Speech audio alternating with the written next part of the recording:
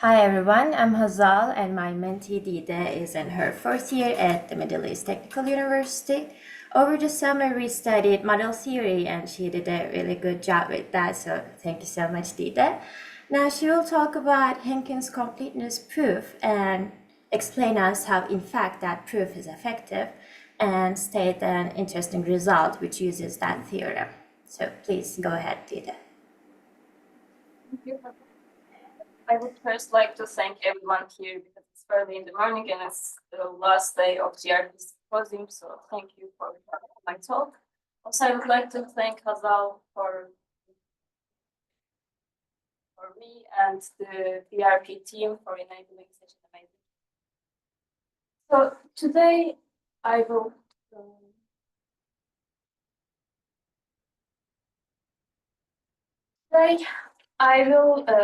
talk about a fundamental result from mathematical logic that is called Completeness Theorem and show its proof due to Henkin. The technique used in this proof is called Henkin constructions, and it is more widely applicable than just Completeness Theorem, and I will show you an application.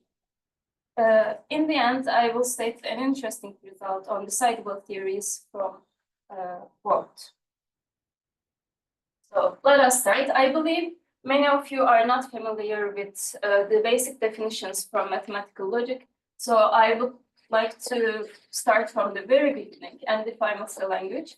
In the preliminary sections, some definitions might be intimidating for you, but actually we are all mathematicians here. So we all have intuitive ideas about these things, but in mathematical logic, we want to formalize them. So a language is actually just a set of symbols that consist of a set of function symbols, a set of relation symbols, and a set of now that we have an alphabet for our language, so basically our language is like an alphabet, we want to know what strings are permissible. For example, you all know that this string is, it doesn't make any sense. But we would like to write strings such as for all x, x equals x. So basically we will define how to do that and formalize. First, we define terms.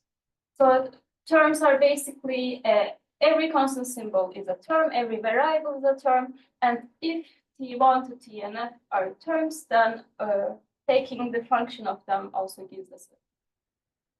And our permissible strings like these, they are called formulas. How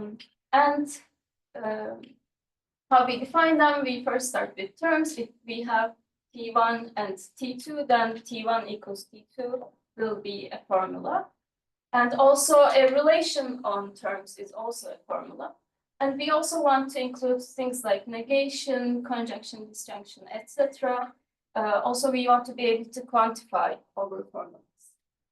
Now, I will give a definition. It's a special type of formula. We call it a sentence if all occurrences of variables in it are bounded by a quantifier.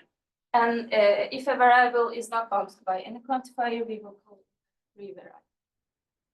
Now, I would like to give you a quick remark. We work in first order logic, so we can only quantify over variables. We cannot quantify over things like subsets. And I would like to illustrate what we have done so far with an example. So basically, this language consists of a function, a binary function symbol, and a constant symbol. And with this language, we can express statements about groups. And also the following is a formula in our language. And how does this follow? Basically, x is a term because it's a variable, e is a constant, so it's a term. So this is a formula, and the negation of it is also a formula, and etc., etc. You can show that this is a formula by applying those rules. But languages are only a set of are only sets of symbols. We want to be able to interpret what they are. So we want to be able to use familiar functions and relations and constants.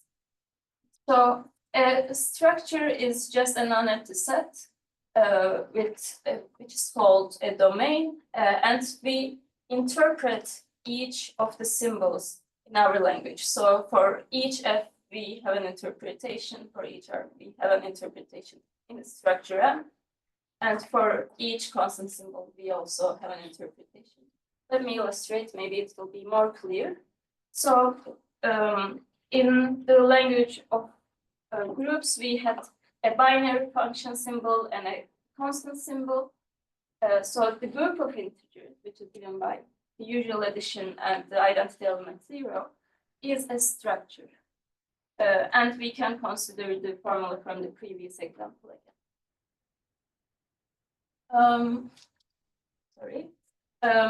So basically, intuitively, because we know the group of integers, we can actually say that this formula holds for all z, right? Because there are no finite elements in z.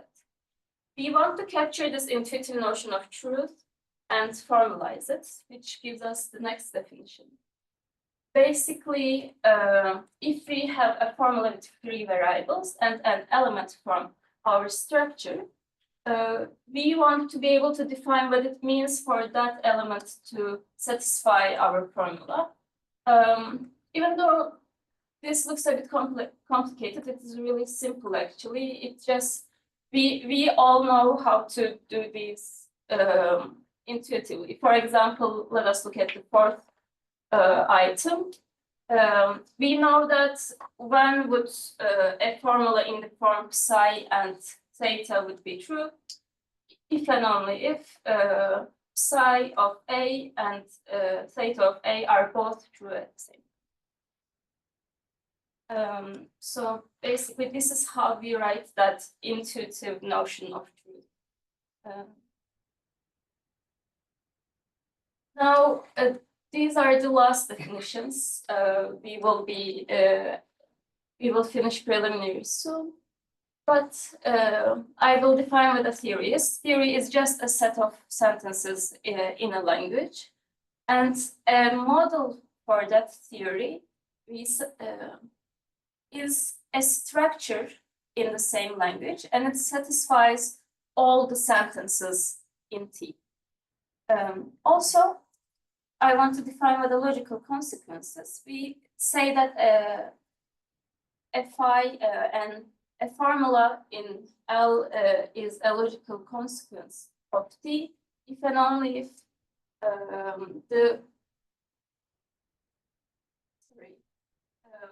we want to say it's a logical consequence if and only if that formula is true in all models of T.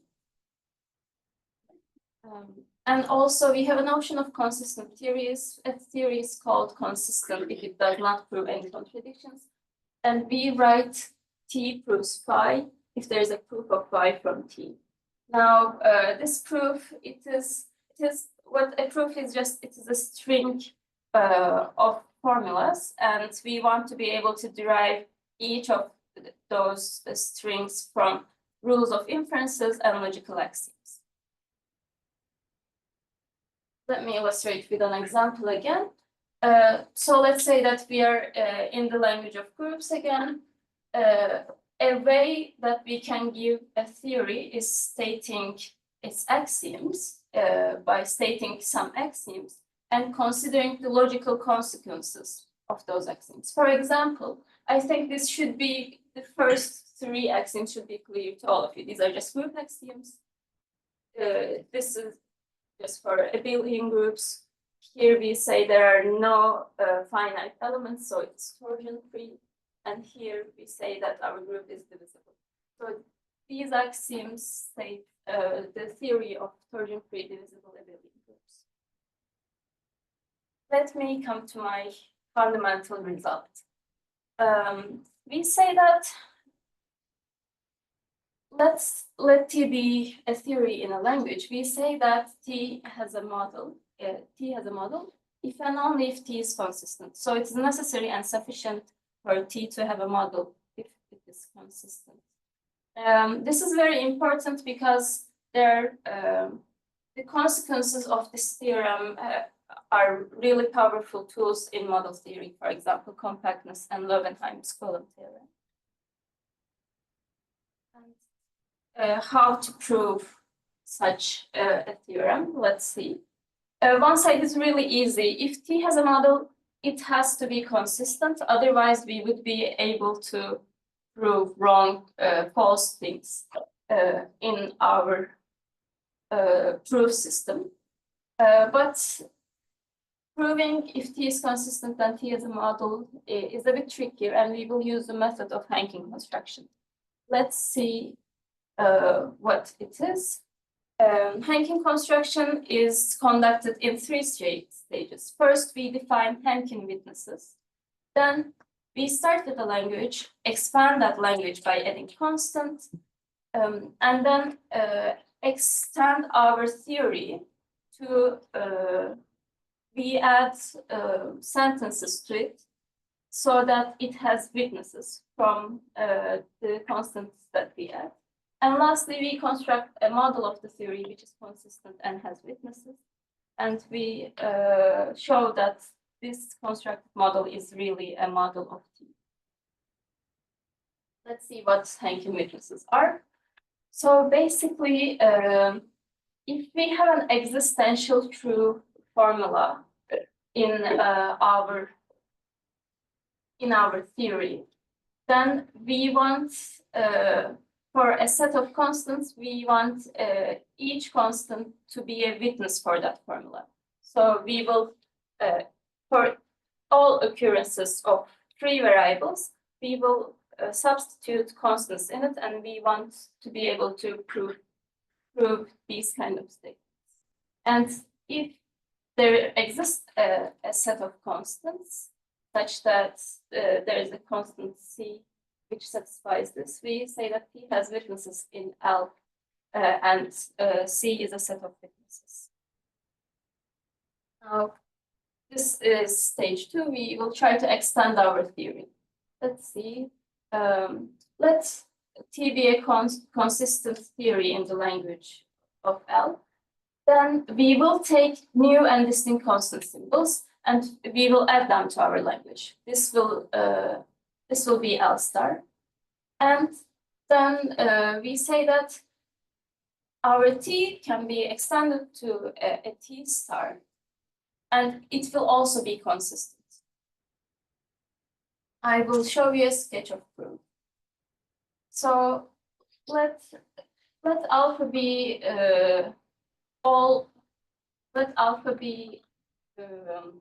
LF0 plus the cardinality, the size of our language. So this way we can arrange all formulas of L star with exactly one free variable in a sequence. So basically we will arrange all of our formulas, and then we will define also a sequence of constants that we added to our language.